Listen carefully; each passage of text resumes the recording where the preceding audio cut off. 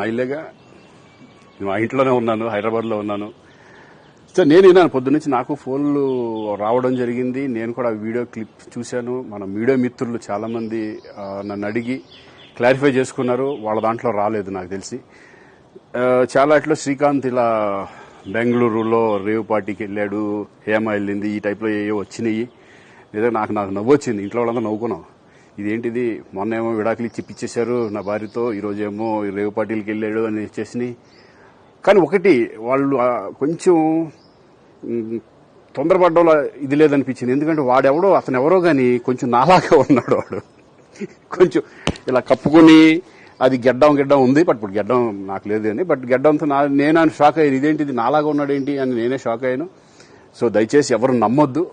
ఎందుకంటే రేవ్ పార్టీలకి వెళ్ళే కల్చర్ నాది కాదు, పబ్ కల్చర్ మనిషిని కాదు నేను.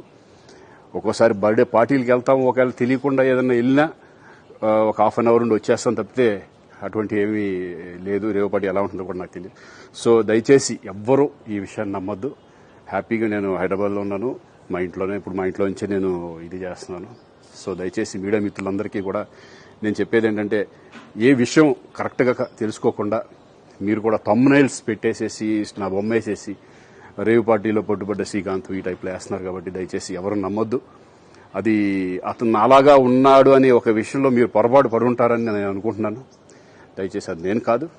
Thank you. ఇటువంటి అన్నీ కూడా నిజంగా కొంతమంది, వాళ్ళందరికీ నిజంగా థ్యాంక్స్ చెప్పుకుంటున్నాను నేను.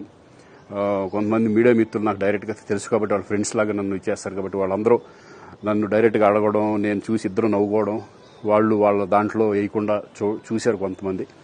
వాళ్ళందరూ కూడా నేను థ్యాంక్స్ చెప్పుకుంటున్నాను. దయచేసి ఇవన్నీ నమ్మొద్దు.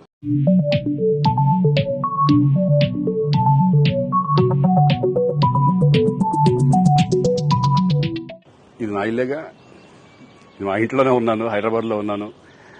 సో నేను విన్నాను పొద్దున్నుంచి, నాకు ఫోన్లు రావడం జరిగింది. నేను కూడా వీడియో క్లిప్ చూశాను. మన మీడియా మిత్రులు చాలామంది నన్ను అడిగి క్లారిఫై చేసుకున్నారు. వాళ్ళ దాంట్లో రాలేదు నాకు తెలిసి. చాలా ఇట్లా శ్రీకాంత్ ఇలా బెంగళూరులో రేవ్ పార్టీకి వెళ్ళాడు, హేమ వెళ్ళింది, ఈ టైప్లో ఏవో వచ్చినాయి. నిజంగా నాకు నవ్వు వచ్చింది. ఇంట్లో వాళ్ళంతా నవ్వుకున్నాం. ఇదేంటిది, మొన్న ఏమో విడాకులు ఇచ్చి పిచ్చేశారు నా భార్యతో, ఈరోజేమో రేవ్ పార్టీలకి వెళ్ళాడు అని వచ్చేసినాయి. కానీ ఒకటి, వాళ్ళు కొంచెం తొందరపడ్డంలో ఇది లేదనిపించింది. ఎందుకంటే అతను ఎవరో కానీ కొంచెం నాలాగా ఉన్నాడు. వాడు కొంచెం ఇలా కప్పుకొని, అది గెడ్డం ఉంది, బట్ ఇప్పుడు గెడ్డం నాకు లేదు అని, బట్ గెడ్డంతో నేను షాక్ అయ్యాను. ఇదేంటిది నాలాగా ఉన్నాడు ఏంటి అని నేనే షాక్ అయ్యాను. సో దయచేసి ఎవరు నమ్మొద్దు. ఎందుకంటే రేవ్ పార్టీలకి వెళ్ళే కల్చర్ నాది కాదు, పబ్ కల్చర్ మనిషిని కాదు నేను. ఒక్కోసారి బర్త్డే పార్టీలకి వెళ్తాము, ఒకవేళ తెలియకుండా ఏదైనా వెళ్ళినా ఒక హాఫ్ అన్ అవర్ నుండి వచ్చేస్తాం తప్పితే అటువంటి ఏమీ లేదు. రేవ్ పార్టీ ఎలా ఉంటుందో కూడా నాకు తెలియదు. సో దయచేసి ఎవ్వరూ ఈ విషయాన్ని నమ్మొద్దు. హ్యాపీగా నేను హైదరాబాద్లో ఉన్నాను, మా ఇంట్లోనే. ఇప్పుడు మా ఇంట్లో నుంచే నేను ఇది చేస్తున్నాను.